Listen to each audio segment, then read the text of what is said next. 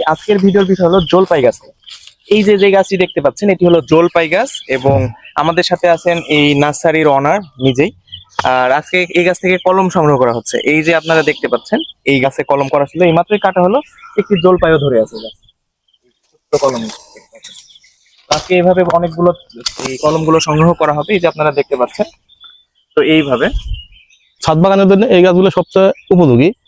এই যে গাছটার শিকড় চলে আছে সুন্দর করে, এই গাছটার সুন্দর শিকড়, গাছে ফলও আছে।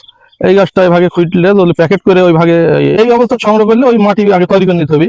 মাটি তৈরি যে জৈব সার, বালু, মাটি 3 ভাগে ভাগ, তারপরে বিষ, রেজেন দানা কিংবা যে কোনো দানা দিতে পারে মানুষ, কিংবা কেরাট বীজ দিতে পারে মাটির মিক্স করে এই চারাগুলো ওই ভাগে প্যাকেটটা খুলে দিয়ে রাসায়নিক সার না না রাসায়নিক সার দিলে এখন মরে যাবে গাছগুলো। এইভাবে এই শিকড়গুলো সুন্দর করে টপে হোক কিংবা মাটি হোক কিংবা যে কোনো দাঁত এইভাবে রোপণ করে দিলে 2 দিন থেকে 3 দিন ছেঁত রেখে দিয়ে তারপরে হালকা পানি দিয়ে রোদে বার করে দিলে আল্লাহ দিলে এইভাবে হয়ে যাবে ছোট্ট গাছে।